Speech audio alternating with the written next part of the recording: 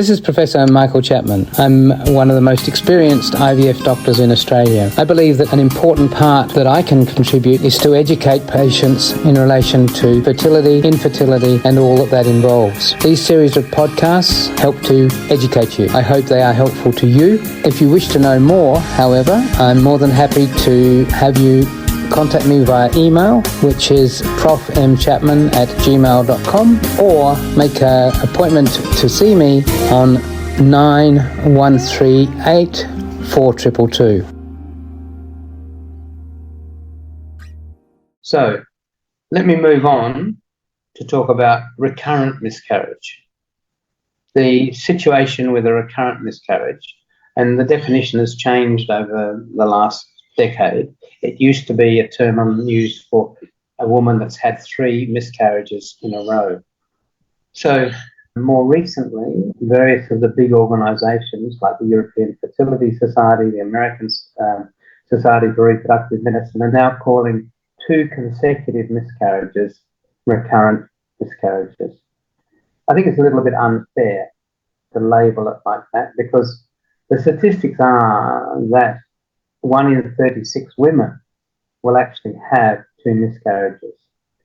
And what we switch on when we talk about recurrent miscarriages is a host of investigations, most of which will find nothing that contributed to the loss other than the fact that nature, in its chromosome makeup of the eggs, produces embryos which are genetically abnormal. And there's not much we can do about that. That's the majority. So in recurrent miscarriage, what we are most likely seeing is 2 random genetic events in the creation of an embryo that have gone wrong. It's a chance thing, it's random. And therefore, the likelihood of a good pregnancy in the next pregnancy after 2 miscarriages is still over 80%. So 2 miscarriages, the next pregnancy, whatever we do and whatever we find, except in a small number of cases, will actually be a normal outcome. But the problem is that a pregnancy in the 21st century is generally a very, very wanted pregnancy. Our grandmothers and grandfathers, in their natural history of pregnancies of 2, 3, 4 children, almost certainly had 1 or 2 miscarriages amongst it. And then you just got on and had the next pregnancy. No one was particularly worried because ultimately a pregnancy will occur.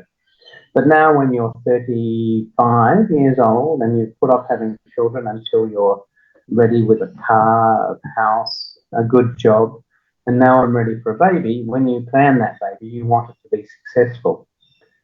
And when it fails, you've been hit in the head. When it fails the second time, you've been really hit in the head. And all your plans have gone out the window. So it's not surprising after 2 pregnancies that I see many, many patients who want to know why and what can I do to change things. So when we look at recurrent miscarriage, the biggest and the most likely issue is a genetic abnormality of that embryo. We know that from our IVF work, that at the age, for instance, of 35, 50 to 60% of embryos that we create in the laboratory, and it's probably very similar to nature, actually are genetically abnormal, even though they look beautiful. They've got 400 cells, they're well formed. But when we genetically test them, we find genetic abnormalities in half or more of those embryos. And that's what happens in nature. Now, those genetically abnormal embryos can attach, can implant, but nature, fortunately for all of us, I think, looks at them at 5, 6, 7, 8 weeks of pregnancy and realizes there's a genetic problem and a miscarriage occurs. And that's the vast majority of patients who have 2 miscarriages. It's a chance event related to chromosomes. However, there are genetic abnormalities carried by parents that can increase the risk of miscarriage. And so one of the early investigations that we do after 2 pregnancy losses is the genetic makeup of the mother and the father. And in about 1 in 150 cases, so it's not common, we find that one of them is carrying what is the terminology as a balanced translocation. You with that balanced translocation are totally normal because you've got the normal number of chromosomes, but one part of one chromosome has attached itself to another chromosome. So when those chromosomes divide, which is part of the process leading up to fertilization, there's an imbalance. That there's one chromosome with less genetic material and one with more. The one with more makes no difference. That'll be normal. But if you happen to be the 50% where the egg has less chromosome material, that embryo will not succeed. And that will cause a miscarriage. So excluding that, what is called the balanced translocation, is step number one. It's uncommon, but we go looking for it to make sure.